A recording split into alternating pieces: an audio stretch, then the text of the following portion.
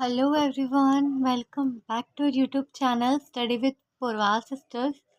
तो देखिए, आज हम कुछ इम्पोर्टेंट क्वेश्चंस बात करेंगे हिंदी ग्रामर में। तो कि एग्ज़ाम के पॉइंट ऑफ व्यू तो बहुत इंपॉर्टेंट है। आपने सुना ही होगा राष्ट्रभाषा राजभाषा के बारे में, आपको स्कूल में भी बताया होगा कि ये टॉपिक इम्पॉर्टेंट होते हैं और ये एग्ज़ाम में, बोर्ड एग्ज़ाम्स में आने के चांसेस बहुत ज़्यादा होते हैं। तो देखिए, रा हाँ, इससे हिंदी से जुड़े और भी इम्पोर्टेंट टॉपिक मैं ऑलरेडी बता चुकी हूँ और जिसके लिंक आपको डिस्क्रिप्शन बॉक्स में मिल जाएगी, तो आप वो जाके भी चेकआउट कर सकते हैं। तो देखिए, आज का बिना किसी देर के आज का सेशन स्टार्ट करते हैं। आज के देखिए इम्पोर्टेंट क्वेश्चन में हम बात करेंगे राष्ट्रभाषा और राजभाषा के बारे में। अभी आप, क्योंकि आपके पास इतना टाइम नहीं है, स्पेशली बोर्ड वाले स्टूडेंट्स के पास, कि वो पूरा पढ़ सकें, डीप में जा सके, तो मैं आपको डायरेक्ट क्वेश्चन आंसर बता रही हूँ। तो देखिए, क्वेश्चन है हमारा, राष्ट्रभाषा किसे कहते हैं। देखिए, उत्तर है, प्रत्येक स्वतंत्र राष्ट्र की एक सर्वसम्मत राष्ट्रभाषा होती है। राष्ट्रभाषा में राष्ट्र की संस्कृति, साहित्य और इतिहास की प्रेरणाएं निहित होती है, जो जनजीवन को प्रभावित करती हैं। राष्ट्रभाषा के लिए संपर्क भाषा शब्द भी प्रयुक्त होता है, यानी कि राष्ट्रभाषा को संपर्क भाषा भी कहा जाता है। राष्ट्रभाषा उसी तरह महत्वपूर्ण होती है जैसे राष्ट्रगान, राष्ट्रध्वज अथवा राष्ट्र चिन्ह। यानी कि राष्ट्रभाषा जो होती है हमारे लिए उतनी इम्पोर्टेंट है जैसे कि राष्ट्रगान, राष्ट्रध्वज और राष्ट्र चिन्ह होता है। उसके बाद है, वह पूरे राष्ट्र की संस्कृति की अभिव्यक्ति का सशक्त माध्यम है। इसी भाषा से उस व्यक्ति, समाज व देश का व्यक्तित्व झलकता है। क्या बोला है कि इसी भाषा के कारण जो हमारा देश है, व्यक्ति है और वहाँ का जो समाज है, उसका व्यक्तित्व झलकता है इस भाषा के रूप में। उसके बाद देखिए क्या बोला है, राष्ट्रभाषा की विशेषताएं लिखिए। तो अब देखिए, राष्ट्रभाषा की कौन कौन सी विशेषताएं होती है वो पूछिए। हम उत्तर में लिखेंगे, पहला, राष्ट्रभाषा जनसंपर्क की भाषा ठहराई गई है।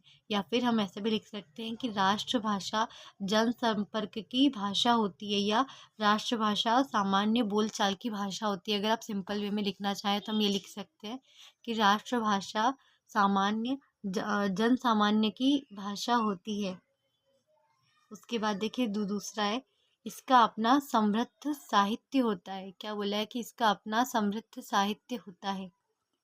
उसके बाद तीसरा बोला है, यह शासन एवं जन सामान्य की भाषा होती है। मैंने आपको भी बताया कि जन सामान्य की भाषा भी बोल सकते हैं, तो वही बोला है कि यह शासन एवं जन सामान्य की भाषा होती है। फोर्थ है, राष्ट्रभाषा राष्ट्र की सभ्यता, संस्कृति एवं साहित्य की उज्जवल रूपरेखा को प्रस्तुत करती है।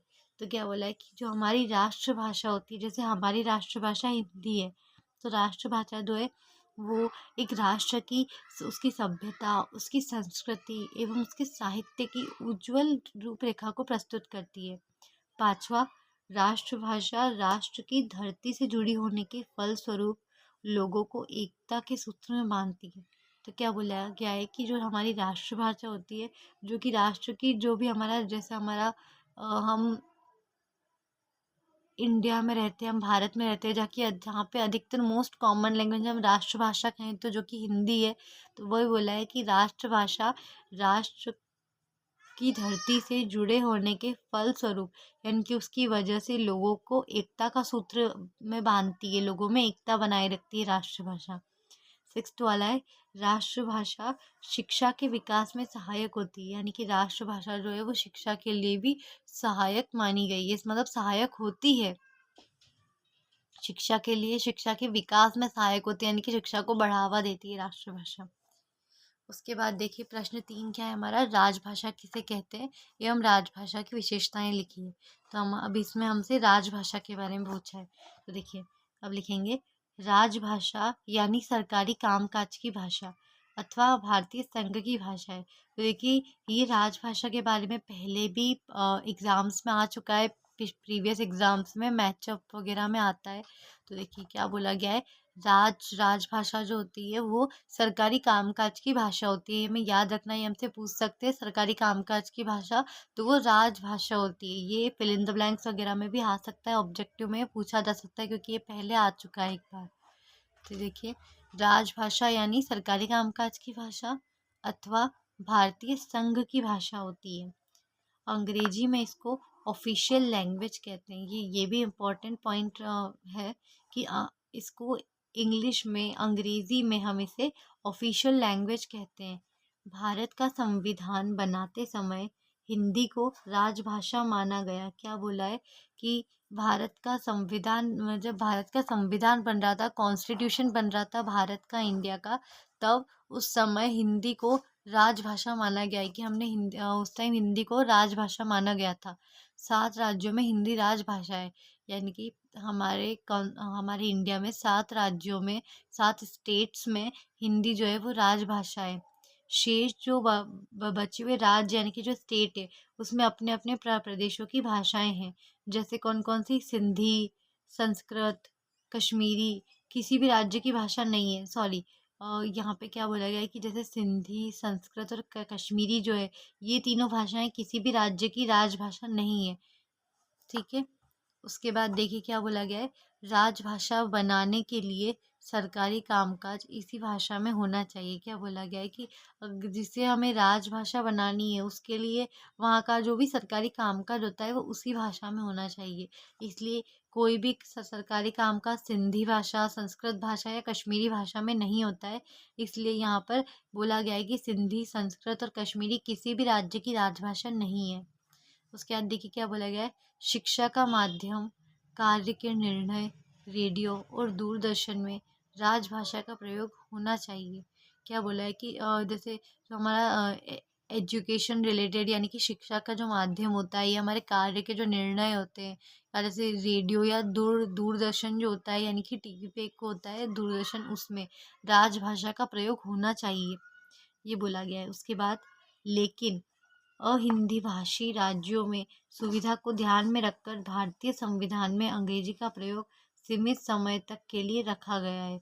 तो क्या बोला है कि जैसे दूसरे जो राज्य होते हैं जहाँ पे हिंदी भाषा ठीक से नहीं आती है, उनकी सुविधा को ध्यान में रखकर भारतीय संविधान में अंग्रेजी का प्रयोग असीमित समय तक के लिए रखा गया। नहीं, अंग्रेजी का प्रयोग भी इसलिए किया गया है संविधान में।